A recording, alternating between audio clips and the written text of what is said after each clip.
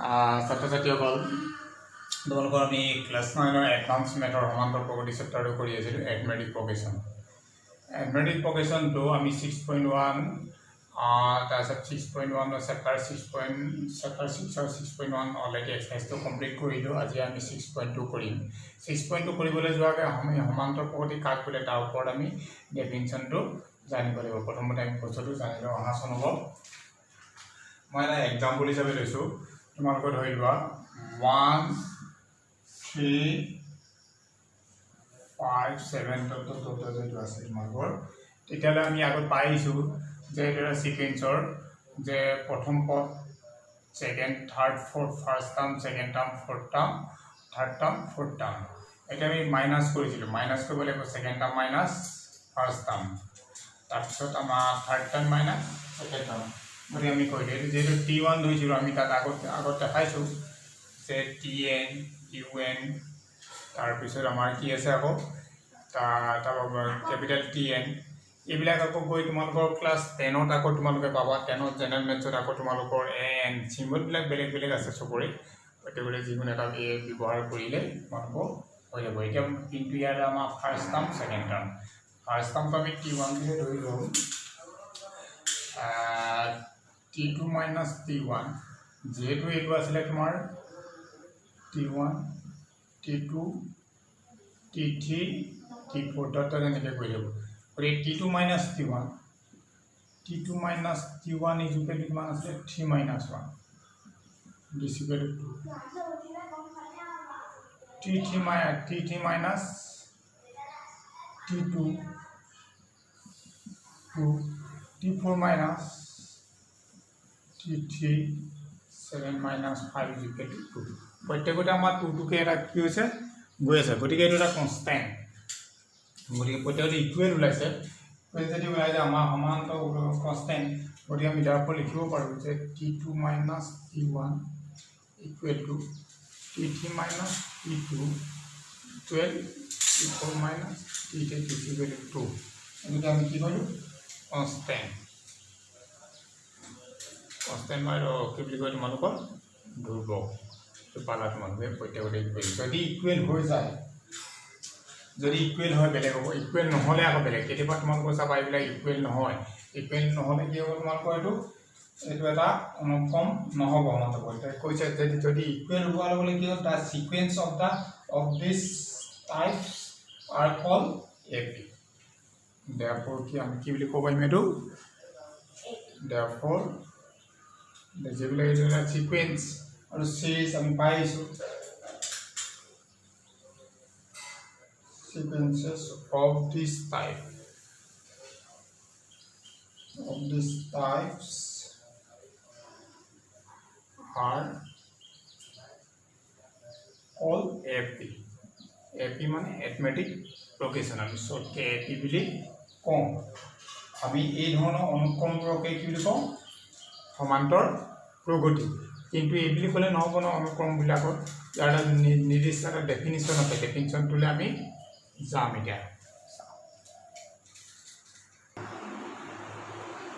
তোমালোকৰ এতিয়া ডেফিনিশ্যন জানিব লাগিব। তোমালোকৰ কি আছে ডেফিনিশ্যনটো কি আছে তোমালোকৰ এডমেটিক in a sequence of a term is subtracted from its immediate successor and the value obtained is always constant in each case, then that sequence is called AP.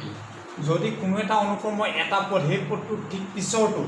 পদটোৰ বিয়োগ কৰিলে আমি ইয়াৰ আগত দেখাই আহিছোঁ যে এক্সাম্পল হিচাপে দেখাইছিলোঁ 1 3 5 7 এক্সাম্পলটো দেখাইছিলোঁ। ঠিক পিছৰটো 1ৰ পিছত কি আছে তোমালোকৰ 3 সেইটো কথা কৈছে। যদি কোনো এটা অনুক্ৰম এটা সেই ঠিক পিছৰ পদটোৰ পৰা বিয়োগ কৰিছিলোঁ আমি দেখাইছোঁ T2 মাইনাছ T1 বিয়োগ কৰিলে বিয়োগ ফলটো সদায় সমান হ'লে আমাৰ প্ৰত্যেকতে ইয়াৰ আগত দেখালোঁ যে ডিফাৰেঞ্চটো প্ৰত্যেকতে কিমান আছে আমাৰ বিয়োগ কৰিলে কিমানকৈ ওলাব 2কে ওলাব। অলপ আগত দেখাই আহিছোঁ। তেনেহ'লে সেই অনুক্ৰমটোকে সমান্তৰ প্ৰগতিটো আমাৰ কি বুলি কোৱা সমান্তৰ অনুক্ৰম বুলি কোৱা হয় বা কি বুলি কোৱা প্ৰগতি বুলি কোৱা হয়। তেতিয়াহ'লে তোমালোকৰ এডমেটিক প্ৰগ্ৰেশ্যনৰ ডেফিনিশ্যনটো এইটো। কিন্তু নেক্সট ইয়াৰ পিছতে আছে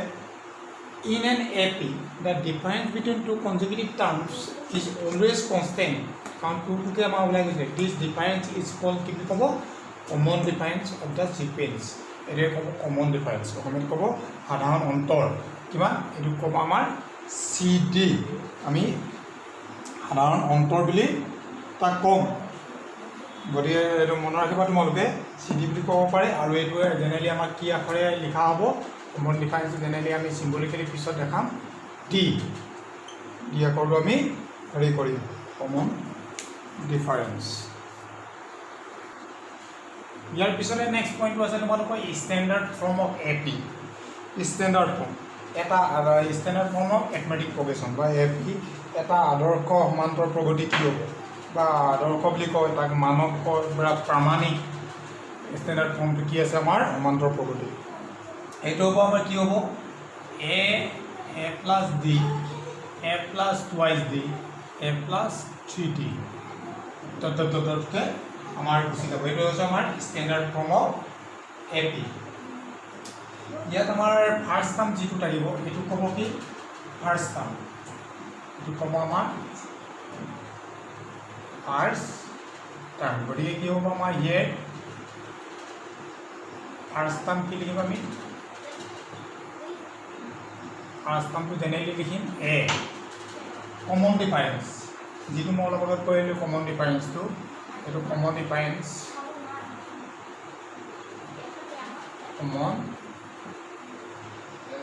কমন ডিফাৰেন্সটো আমি কি লিখিম এটো d কমন ডিফাৰেন্সটো কেনেকৈ দি ওলাইছে তোমালোকৰ এটো পাইটো মাইনাস কৰিব লাগিব a plus d সেকেন্ড টার্মটো ফার্স্ট টার্ম গতিকে a plus d minus a this cancel this equal to d গতিকে কমন ডিফাৰেন্স আমাৰ জেনেৰেলি কি আখৰ লিখিম আমি d. ইয়াৰ আকৌ আৰু এটা বস্তু তোমালোকৰ লাগিব nth টাৰ্মটো তোমালোকৰ লাগিব এটো কি লিখিম আমি জেনেৰেলি সিম্বলিকে আমি লিখিব পাৰো কি nth term a plus n minus 1 d এটো কিন্তু তোমালোকে মনত ৰাখিব লাগিব nth টার্মটো কিমান a plus n minus 1 d. This nth term is called general term of the sequence. এই nth টার্মটো আমাৰ কি বুলি ক'ব general terms of the sequence. এটো তোমালোকে মনত ৰাখিবা sequence it is denoted আমি কি লিখি tn পাবা tn লিখিব পৰা কিতাপ চাইছা un লিখিব পৰা আকৌ ক্লাস 10 ত তোমালোকৰ জেনাৰেল মেথছত পাবা an গতিকে আমি যিকোনটা সিম্বলিক্যালি লিখিম আমি n এর টার্ম লিখি বিলে আমি কি লিখিলো tn is equal to a plus n minus 1 d এর সিম্বল এটো হ'ব এটো হ'ব এটো হ'ব এটো হ'ব কমপ্লিট যিকোনটা তোমালোকে লিখিব পাৰিবা এটো হৈছে তোমালোকৰ কি স্ট্যান্ডাৰ্ড ফৰ্ম অফ AP. ইয়াৰ পিছত পইণ্টটো আছে তোমালোকৰ ফাইনাইট এণ্ড ইনফাইনাইট AP অসীম আৰু অসীম সমান্তৰ প্ৰগতি ফাইনাইটটো কি বুলি ক'ব যে if there are finite number of terms is a AP then they is called a finite but if a term is extended to infinity then the AP is কি যদি এটা সমান্তৰ প্ৰগতি যদি সীমিত সংখ্যক পদ থাকে নিৰ্দিষ্ট সীমিত সংখ্যক পদ থাকে ধৰি 1 3 1 3 5 7 আমাৰ নিৰ্দিষ্ট কৈছো যে ৰহলৈকে উল্লেখ কৰিছো নিৰ্দিষ্ট দত্তলে নিৰ্দিষ্ট টাৰ্ম এটা থাকে থাকিলে প্লে 15 টাৰ্ম লাগে তো এটা হিমাত দি গতিকে আমাৰ হ'ব কি অসীম ইয়াৰ পিছত কি হ'ব নিৰ্দিষ্ট এটা দিয়া নাথাকিলে প্লে দত্ত গুচি গ'ল এইটো ইনফিনিটি কি হ'ব আমাৰ অসীম সমান্তৰ প্ৰগতি ইয়াৰ পিছত নেক্সট আৰু এটা পইণ্ট আছে তোমালোকে জানিব লাগিব এইটো হৈছে কি অ্যাৰিথমেটিক মিনটো জানিব লাগিব তোমালোকৰ এমনি সমান্তৰ মাধ্য সম্পৰ্কে তোমালোকে অলপ জানিব লাগিব তাত কি বুলি কৈছে তিনিটা কণ্ডিশ্যন আছে ধৰি লোৱা কি আছে তোমালোকৰ লেট আমি পইণ্ট ধৰিছোঁ যে এইটো লেট ইউনিটটো ধৰি লওক এ বি চি তিনিটা পইণ্ট ধৰি তোমালোকে যিকোনো টাইমৰ পৰা আমি তিনিটা ধৰিলোঁ A B C be 3 consecutive terms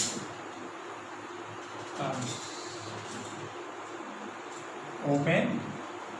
AP. In this case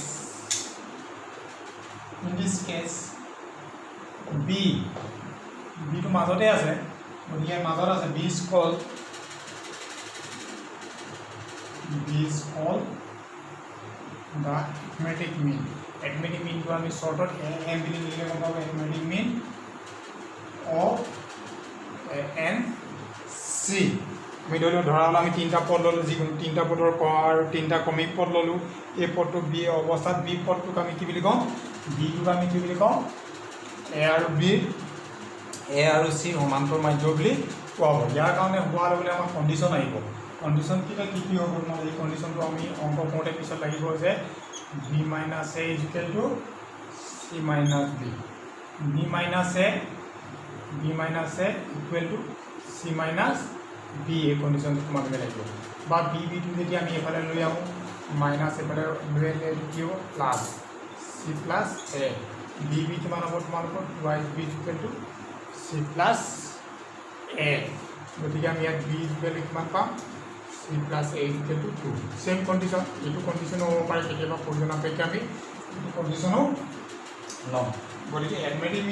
means of two terms বুলি ক'লে কি বুলি পাম sum of the terms divided by 2 আমি জেনেৰেলি যিকোনো সংখ্যা arithmetic mean উলিয়াবলৈ গ'লে আমাৰ কেইটা সংখ্যা আছে আমি সেইটো যোগ কৰি দুইয়ে দুটা সংখ্যা আছে বোলে 2 আৰু 4 উলিয়াব লাগে গতিকে 2 plus 4 is divided by 2 কিমান হ'ব তোমালোকৰ 6 divided mean টো কিমান হ'ব তোমাৰ 3 এইবিলাক তোমালোকে কৰি আহিছা গতিকে এটা কথা মনত ৰাখিব লাগিব যে দুটা পদৰ সমান্তৰ মাধ্য কি হ'ব আমাৰ পদ দুটাৰ সমষ্টি ডিভাইডেড বাই 2 কিন্তু অংক ক্ষেত্ৰত এই কণ্ডিশ্যনকেইটা এইটো কণ্ডিশ্যনো লাগিব আৰু এইটো কণ্ডিশ্যনো আমাৰ প্ৰয়োজন সাপেক্ষে ব্যৱহাৰ হ'ব ইয়াৰ পিছত আমি পঢ়িম ইয়াৰ পিছত আমি চাম কি arithmetic series সমান্তৰ শ্ৰেণী আমি ইয়াৰ পিছত চাম যে কি arithmetic series সমান্তৰ শ্ৰেণী কি আমি যদি if a1 a2 a3 n are the n terms of the sequence then there is of plus the commas of plus the is a series where the n terms যদি কি হৈছে যদি আমি এটা অনুক্ৰম ললো a1 a2 a3 n হবে এটা অনুক্ৰমৰ n টা পদ হয় যদি পদটো কিমান হয় n টা পদ হয় নিশ্চয় n টা পদ দিয়া আছে তেনে হলে a1 plus a2 plus a3 plus an হ'ব n টা পদ বিশিষ্ট এটা শ্ৰেণী গতিকে আমি এইটো পালোঁ তেতিয়াহ'লে আমি arithmetic series নো আমি কম্পিউটাৰ আমি কি বুলি ক'ব পাৰিম সলিউশ্যনটো যে if a sequence is in AP then the series from with those terms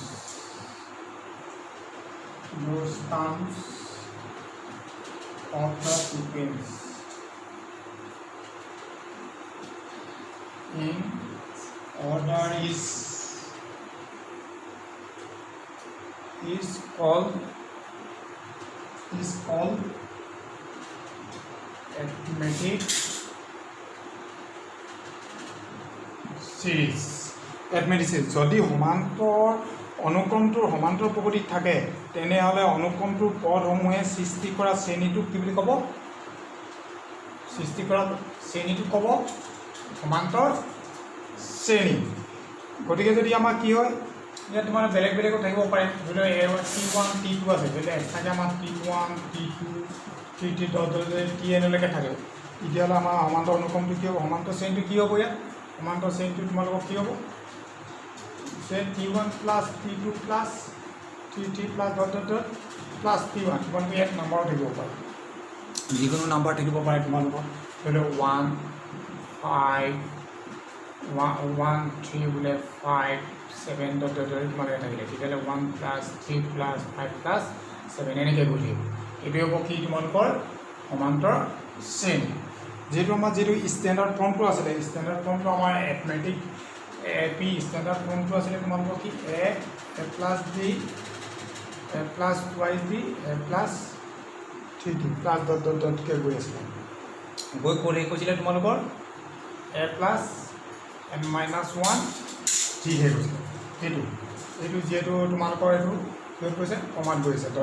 কমাত গৈ আছে তেতিয়াহ'লে কি হ'ব তোমালোকৰ যেতিয়া সমান্তৰাল শ্ৰেণীত লিখিম তেতিয়াহ'লে কি হ'ব কমা ঠাইত তোমালোকৰ প্লাছ চিন হ'ব এইটো প্লাছ হ'ব এইটো প্লাছ ইয়াত প্লাছ দি নাম্বাৰকেইটা লিখি হৈ যাব এইটো হ'ব কি সমান্তৰাল শ্ৰেণী বা এথমেটিক চিৰিজ গতিকে আমাৰ এইটো নিৰ্দিষ্ট এইডোখৰ পৰা এইডোখৰতে কণ্টিনিউৱাছ শেষ হৈছে গতিকে এইটো আমি এটা অসীম সমান্তৰাল শ্ৰেণী বুলি ক'ব পাৰিম যে ফাইনাইট এথমেটিক চিৰিজ ইয়াৰ পিছতে আছে তোমালোকৰ এটা জানিব লাগিব আৰু এটা বস্তু জানিব লাগিব এইটো তোমালোকক মই চমুকে কৈছোঁ এইটো জানিব লাগিব কি অংক কৰিবৰ কাৰণে আমাৰ লাগিব যে সাম অফ এন arithmetic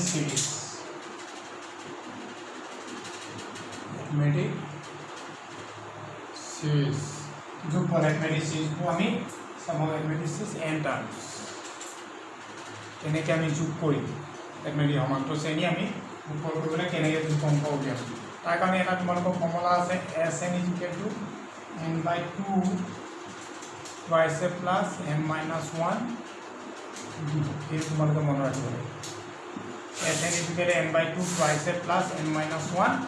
d এইটো তোমালোকে জানিব লাগিব এইটোকে আকৌ প্ৰয়োজন সাপেক্ষে তোমালোকে কেতিয়াবা কি পাব লাগিব n/2 = a + l পাম আকৌ এইটোকে কেতিয়াবা তোমালোকৰ প্ৰয়োজন সাপেক্ষে কি পাম তোমালোকৰ a + tn un capital N an যিখিনি পাবা তোমালোকে l মানে কি লাষ্ট টাৰ্ম অন্তিম পদ অনেকৰ অন্তিম পদ ইভাগে লাষ্ট টাৰ্ম মানে l মানে কি আছে tn মানে কি আছে তোমালোকে a + n - 1 d এটা পাইছে এই পদটোকে ইয়াত প্লাস হৈ গৈছে গতিকে a + y মানে a + n - 1 d গতিকে এইটো ডিস্টাম ইকুৱেল টু এইটো গতিকে এইটো দিছে কি a + l বা a + n tn মানে আমি l দিব পাৰোঁ tn গতিকে প্ৰয়োজন অপেক্ষা আমি কেতিয়াবা যদি অংক কৰোঁতে a আৰু l দিয়া থাকে লাষ্টত তেতিয়াহ'লে এইটো উলিয়াম আমি Sn উলিয়াবলৈ আমি যোগফল উলিয়াবলৈ arithmetic চিৰিজৰ সামটো উলিয়াবলৈ আমাৰ এইটো সুবিধা হ'ব এইটো সুবিধা হ'ব যদি এইকেইটা দিয়া নাথাকে প্ৰয়োজন অপেক্ষা আমি যেতিয়া অংক কৰিম গতিকে ইয়াৰ ওপৰত আমি এক্সপ্লেইন কৰিম নেক্সট তোমালোকৰ এক্সাৰচাইজ 6.2 এক্সাৰচাইজ মই নেক্সট ছেকেণ্ড খণ্ডত এক্সাৰচাইজ 6.2 টো আৰম্ভ কৰিম